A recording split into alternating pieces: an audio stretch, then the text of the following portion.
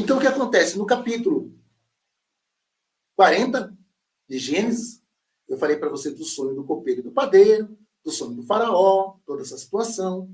No Gênesis 41, né, essa narrativa, né, do sonho do faraó. Gênesis 42, José teve 2 filhos com a egípcia. É interessante, gente, porque José, depois que foi colocado lá, né, no título top, deram a ele uma esposa egípcia. E ele teve 2 filhos, o Efraim e o Manassés, que esses 2 também, o Jacó vai trazer como filhos dele, bem no finalzinho da vida. E ele abençoa Efraim e Manassés, que acaba sendo uma das tribos também, porque a gente fala de 12 tribos, né, dos 12 irmãos, só que tem os 2 de José, o Efraim e Manassés, que vão compor também 2 tribos em Israel. É interessante, né? Diná, de nada, né? Não aparece a tribo dela. Mas até dos filhos de José, que ele teve com a egípcia, o Efraim e o Manassés, tem alguma coisa. Então vocês vão ver isso aí no capítulo 42. Gênesis capítulo 46, Jacó fala com o Deus do seu pai Isaac. Quem é o Deus do pai Isaac? Quem é o Deus? El. Então ele volta ali, faz a sua oração, tudo mais. Né? Gênesis, capítulo 47. Jacó, conversando com o faraó, dá a sua bênção ao faraó. Gente, é muito interessante isso, né? Porque a gente olhar, né? Um povo minúsculo chega numa potência gigantesca. E ele que vai lá e abençoa. Quem abençoa, como a gente viu Melquisedeque abençoando Abraão, quem abençoa é quem tem autoridade, quem é poderoso. Ele que dá a bênção. E o faraó está dependendo da bênção do Jacó. Não é interessante pensar nisso? Bem interessante, mas essa é a construção. Essa é a construção que a gente tem que olhar. Em Gênesis capítulo 49, gente, faço questão que vocês vão lá e dê uma lida, ou então escute. Porque depois vocês vão entender esse Gênesis 49. Jacó faz toda uma narrativa do que iria acontecer 400, 500 anos depois. Gente, é óbvio que é uma narrativa tardia. É óbvio que tudo isso foi escrito depois que aconteceu e ainda colocado à sua maneira. Então Jacó fala, ele dá a bênção, né, para o Efraim, o Manassés, né? Ele começa a abençoar os filhos, porque ele está para morrer, então ele chama os filhos todos lá e fica feliz de ter visto até os filhos de Benjamim e ter vivido para isso. E ele começa, então, a abençoar os filhos e colocar todo mundo na ordem. E ele já exalta Judá, dizendo que a realeza vem de Judá, que os irmãos vão estar todos servindo Judá. E ele condena Levi pelo que ele fez lá em Siquém. Mas é de Levi que vem os levitas, e ele fala, você vai estar dispersos no meio dos seus irmãos, como se você não tivesse um território. Ele conta onde vai ficar a tribo de Dan. Gente, isso, as terras dos cananeus, segundo a narrativa bíblica, tá bom? Foi distribuída pelas 12 tribos de Israel, para as 12 tribos de Israel, depois da saída do Egito. 435 anos depois. Mas Jacó ali, ele já sabe. Ele já sabe aonde cada uma das tribos vai ficar, o que cada uma vai fazer. Como assim? Se ele não sabia nem onde estava José, que ele aceitou que estava morto, que ele estava com medo de mandar o Benjamim, porque senão o Todo-Poderoso, que era o seu próprio filho José, poderia tomá-lo. Como que, de repente, vem uma clareza, vem uma habilidade gigantesca, que ele sabe o que vai acontecer 435 anos depois. Como? Então, preste atenção nessa narrativa. Da morte ali de José.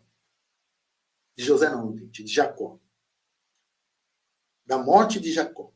Então tá José, tá os irmãos e tal, e ele vai narrando o que vai acontecer. E ele morre lá. E ele pede, olha, não me enterre aqui. Me leve lá para minha terra de Canaã. Me enterre junto com os meus parentes. E José pede licença ao faraó e ele vai levar o pai para ser enterrado.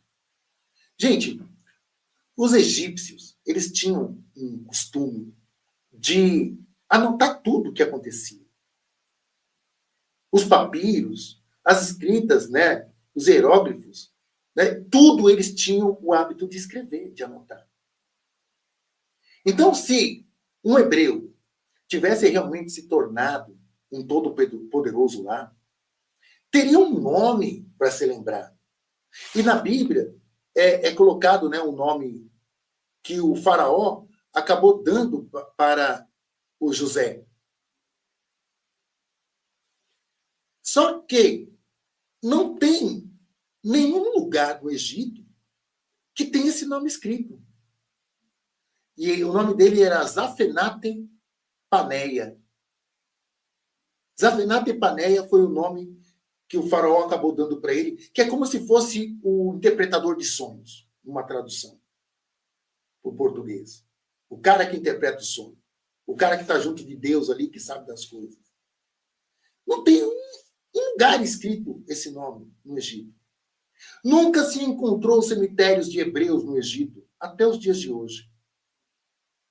Eles morreram, né? Ficaram lá tanto tempo, não encontraram cemitérios de hebreus. Não, aí todo mundo fala, mas tinha relação dos egípcios com os hebreus. É claro, os egípcios mandaram os hebreus muito tempo, os hebreus tiveram que pagar tributos, os cananeus tiveram que pagar tributos. Ah, tem pinturas lá que mostram os hebreus em relação com os egípcios. Sim, gente. Mas não justifica, não são provas de que eles foram escravizados lá e que eles construíram as pirâmides ou qualquer coisa assim. Nós não vemos nenhum resquício das técnicas egípcias na vida do povo hebreu depois que eles saíram de lá. Isso sempre acontece. O imperialista, né, ele deixa suas marcas naquele que foi realmente imperializado, aquele que foi realmente a vítima. Na escrita, né, no idioma, no comportamento, nos deuses, tem alguma marca. E como que não tem isso na história do povo hebreu? A gente não vê isso daí. Então é importante a gente estar sempre questionando. A gente olhar de novo. E é interessante, gente, que a letra, o alfabeto dos cananeus já estava estruturado, coisa de 1300 antes de Cristo. Tem alguns que preferem a narrativa assim, né, antes da Era Comum, essa fala.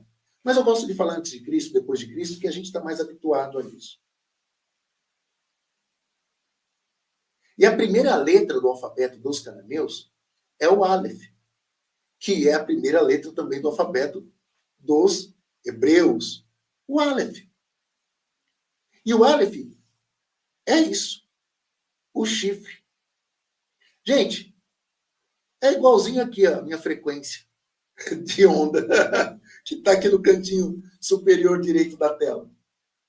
É o Aleph dos cananeus, é o Aleph dos hebreus, que virou para nós depois a letra A. Os cananeus, como eu já disse aqui várias vezes, é o mesmo povo. Quando a gente fala os fenícios, os cananeus, a gente está falando do mesmo povo. Os fenícios, eles que tiveram a grande sacada, ou os cananeus tiveram a grande sacada, de pegar aquele alfabeto dos sumérios, que tinha mais de 200 caracteres, e sintetizaram para 22 caracteres. Só tinha as consoantes, não tinha as vogais. As vogais foram introduzidas depois. Gente, eles eram grandes navegadores, comunicadores. Eles viajavam o mundo ali, tudo, tudo, toda aquela região. Egito, África no geral, sabe? Europa. Chegaram até aqui. Eu tenho uma live no meu canal falando os cananeus, fenícios e Amazônia. E aí eu faço um link da Bíblia e Ratanabá. Assistem, assistam.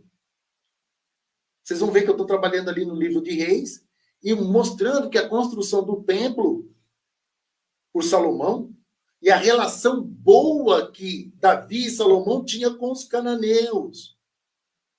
Era uma relação de irmãos mesmo, de parente. Não mostra ali no livro de Reis que eram inimigos. Mas mostra Deus mandando matar todos eles, sabe? Toda hora Deus fala, mata eles, acaba com eles. E Davi e Salomão não fizeram isso. Então dá uma assistida lá, que é Ratanabá e a Bíblia, e aí vocês vão ver essa questão. Então eles, com o seu alfabeto de 22 consoantes, eles conversavam com o mundo todo. E o Aleph é como o chifre do boi. E o Deus deles, que era o Alfa, né, que depois virou para o grego o Aleph, ajudou também o alfabeto dos latino, né, o latim, o grego, que no grego é o Alfa. E sabe quando Jesus diz que ele é o Alfa e o Ômega? E o Aleph virou o Alfa, que é o chifre do boi, que é a cabeça do boi. E eles apresentavam o Deus Todo-Poderoso, que o El era o poderoso mesmo, mas ele era o pai do Baal, o Baal que resolvia toda a situação. E na próxima live eu vou falar sobre o ciclo de Baal, vou trazer para vocês algumas imagens do Deus Baal e tudo mais, que também ele é representado como a cabeça do touro. E o chifre, gente, eu tenho live aqui no canal também falando que o chifre, ele representava poder.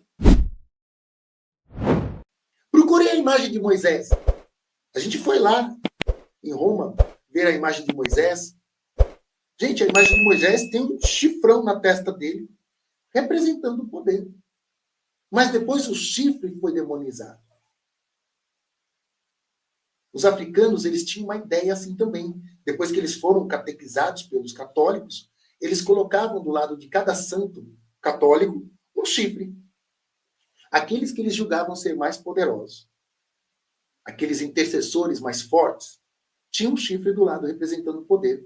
Mas com o decorrer do tempo, o chifre foi sendo com a construção do diabo, do demônio, e eu tenho uma live aqui no canal também, né, como que se construiu o diabo, é só vocês procurarem lá, vocês vão ver a explicação disso. De como eles foram estruturando a pessoa do diabo, né, do tridente, pegaram o tridente do Poseidon, pegaram lá o corpo do sátiro, foram buscando nas outras culturas símbolos pagãos e construíram o demônio.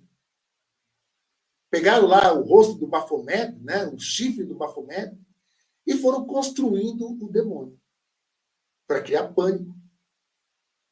É o grande ajudante, né, dentro das igrejas. O demônio. Sem o demônio, não tem igreja. Tem uma live que eu falo dos dogmas aqui também, e um dos dogmas é acreditar no demônio.